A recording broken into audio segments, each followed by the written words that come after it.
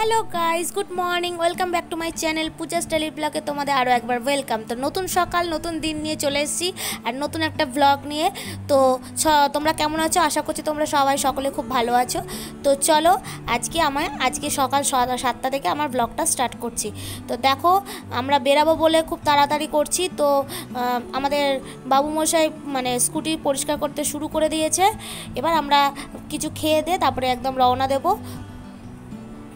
তো চলো, ব্রেকফাস্ট হয়ে গেছে, বুঝতেই পারছো ডিম টোস্ট করেছি, একটু হালকা ফুলকা খেয়ে বেরাবো। দেখো আমরা কী পরবো সেই ড্রেস আপগুলো বের করে রেখে দিয়েছি ইস্ত্রি করে।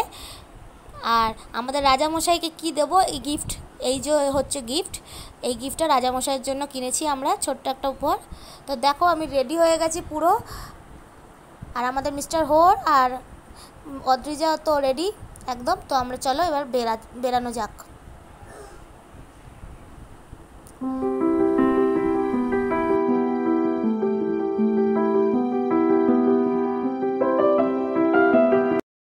বেড়াতে তো 11টা হয়ে গেল, সবে কেষ্টপুর ক্রস করে বাগুইআটির দিকে যাচ্ছি। তো কটার সময় পৌঁছাবো আমি বুঝতে পারছি না।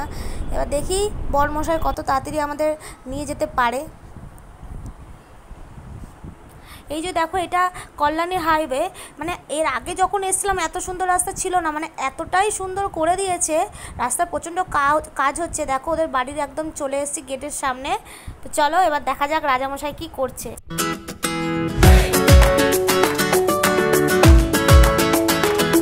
ঢুকেই দেখি রাজামশাই ফটোশ্যুট করতে বাবা ওই দামোদর শেট্টির মতন বসে আছে। দেখো না, জমিদার মানুষ, একদম পায়ে নাগড়াই পরে টুপি পরে ব্যবসায়ীদার মানুষ বসে আছে।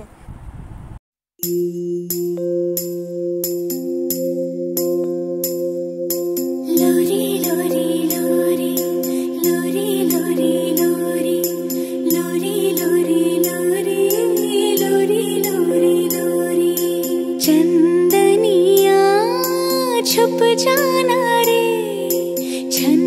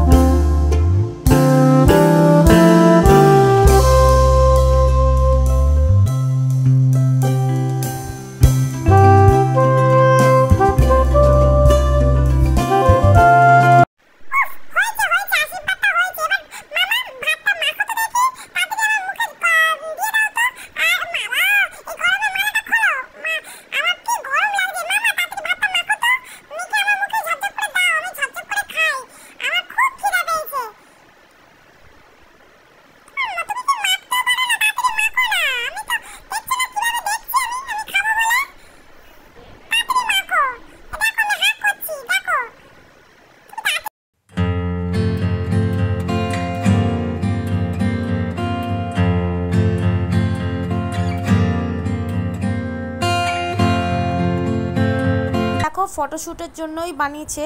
তো দেখো এক এক করে ঋতুরাজকে নিয়ে সবাই ফটোশ্যুট করবে, এক এক করে ওদের মানে রিলেটিভরা এক এক করে ফটোশ্যুট করবে। আমাদের অরুণবাবু তো আগেই ওনার ফোন দিয়ে ফটোশ্যুট করা শুরু করে দিয়েছে।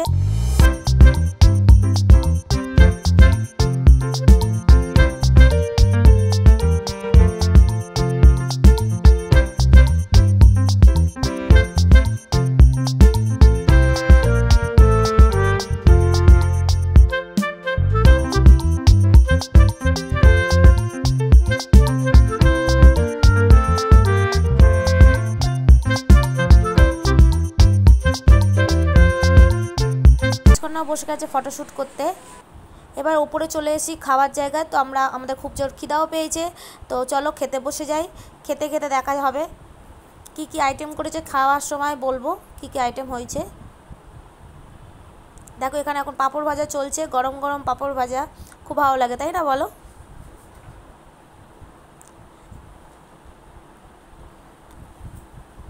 তো চলো খাওয়া যাক। আর এখানে দেখো কিছু টাব রয়েছে, গাছগুলো এত সুন্দর, চারিদিকে খুব খুব ভালো লাগে জানো তো। তো চলো এবার খেতে বসে যাই। বসে পড়েছি খেতে। কেন রিকি দেখো পেছনের সিটে বসেছিল ওই দিদি ভাইদের সাথে, কিন্তু ওনার বাবার তো ভালো লাগছে না, তাই রিকিকে আমাদের সাথেই আবার বসিয়ে দিল। কারণ মাছ হয়েছে তো কাটা ফাটা বেঁচে খেতে পারবে না, তার জন্য আমাদের সাথে রিকিকে বসিয়ে দিলাম। খেতে খেতে একটা কাণ্ড হলো, যে কোনোদিন পমপ্লেট মাছ খায় না, আজকে হট করে সর্ষে পমপ্লেট দেখো না খাচ্ছে, কবজি ডুবিয়ে খাচ্ছে। বাড়িতে কিন্তু প্রচুর প্যাকনা করে যে আমি পমপ্লেট খাই না, কিন্তু এখানে দেখো স্যাটাস্যাট উড়িয়ে দিচ্ছে আমাদের অরুণবাবু। আর দেখো এবার ঋতুরাজকে ঘিরে ওর দিদিরা সবাই খুব হল্লা করছে। দেখো আর একটা রিচুয়াল বাকি আছে, যে সব ধরনের গীতা ফিতা রেখে পেন টেন দিয়ে বাচ্চাদের ধরে না, যে যেটা ধরবে সেই ধরনের। দেখো মাটি বই সব কিছু রয়েছে। দেখি এবার ঋতুরাজ কি ধরে, ও বড় হয়ে কোন দিক যাবে, কি করবে, দেখা যাক কি ধরে।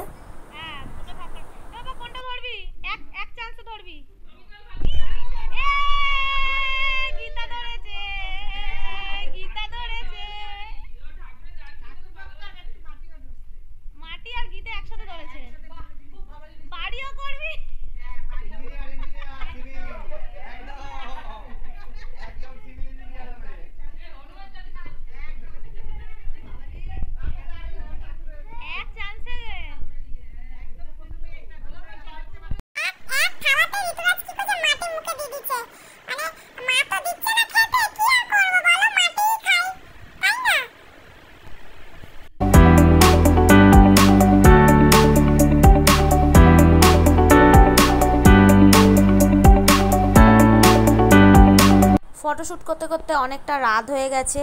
তো দেখো চলে যেতে তো ইচ্ছা করছে না ওর মুখটা দেখে, তো যেতে তো হবে, অনেকটা রাত হয়ে গেছে, 8টা বেজে গেছে।